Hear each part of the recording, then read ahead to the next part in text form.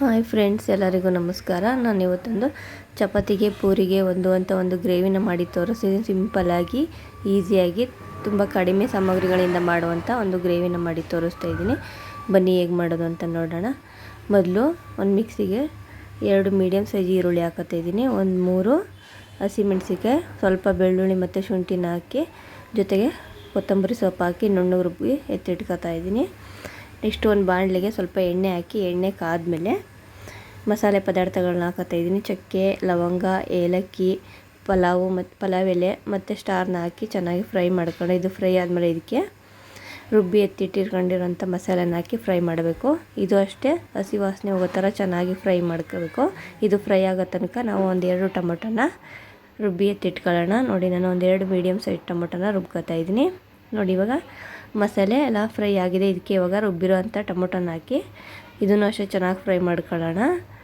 Tomato ಚೆನ್ನಾಗಿ fry ಆದರೆ colour change ಆಗುತ್ತೆ. ನೋಡಿ, ಇವಾಗ ಈ ಥರ ಕಲರ್ ಇದೆ. ನೆಕ್ಸ್ಟು ಚೆನ್ನಾಗಿ ಫ್ರೈ ಆದಮೇಲೆ ಕಲರ್ ಚೇಂಜ್ ಆಗುತ್ತೆ. ಇವಾಗ ನೋಡಿ, ಕಲರ್ ಚೇಂಜ್ ಆಗಿದೆ.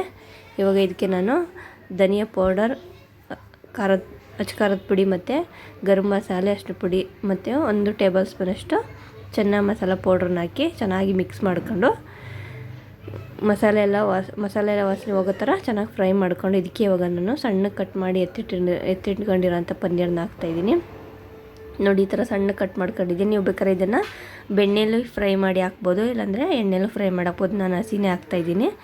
ಇದನ್ನೆಲ್ಲನೂ ಚೆನ್ನಾಗಿ ಹಾಕಿ ಮಿಕ್ಸ್ ಮಾಡಿ, ಇದಕ್ಕೆ ಸ್ವಲ್ಪ ನೀರು ಹಾಕಿ ಬೇಯಕ್ಕೆ ಇಡ್ತಾಯಿದ್ದೀನಿ. ನಾನು ಟೊಮೊಟೊ ರುಬ್ಬಿದ್ನಲ್ಲ, ಅದೇ ಮಿಕ್ಸಿಗೆ ಸ್ವಲ್ಪ ನೀರು ಹಾಕಿ ಹಾಕ್ತಾಯಿದ್ದೀನಿ. ಇದನ್ನೆಲ್ಲನೂ ಚೆನ್ನಾಗಿ ಮಿಕ್ಸ್ ಮಾಡ್ಕೊಂಡು, ಜೊತೆಗೆ ರುಚಿಗೆ ತಕ್ಕಷ್ಟು ಉಪ್ಪನ್ನ ಹಾಕಿ ಬೇಯಿಸ್ಕೋಬೇಕು. ಇದೆಲ್ಲ ಬೆಂದಾದ್ಮೇಲೆ ಇದಕ್ಕೆ ಒಂದು ಅರ್ಧ ಟೇಬಲ್ ಸ್ಪೂನಷ್ಟು ಬೆಣ್ಣೆನ ಹಾಕ್ತಾಯಿದ್ದೀನಿ. ನಿಮ್ಗೆ ಬೆಣ್ಣೆ ಬೇಡ ಅಂದರೆ ಫ್ರೆಶ್ ಕ್ರೀಮ್ ಹಾಕೋಬೋದು, ಇಲ್ಲಾಂದರೆ ಮೊಸರನ್ನಾರು ಹಾಕೋಬೋದು. ಇದನ್ನು ಅಷ್ಟು ಚೆನ್ನಾಗಿ ಮಿಕ್ಸ್ ಮಾಡಿ ಆದಮೇಲೆ ನೋಡಿ, ಈ ಥರ ಎಣ್ಣೆ ಎಲ್ಲ ಬಿಟ್ಕೊಂಡಿದೆ. ಇವಾಗ ಇದು ರೆಡಿ ಆಗಿದೆ ಅಂತ.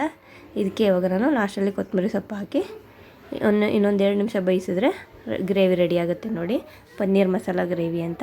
ತುಂಬ ಈಸಿಯಾಗಿ, ತುಂಬ ಸಿಂಪಲ್ಲಾಗಿ ಮಾಡ್ಕೋಬೋದು. ಜಾಸ್ತಿ ಸಾಮಗ್ರಿಗಳೇನು ಬೇಕಾಗಲ್ಲ.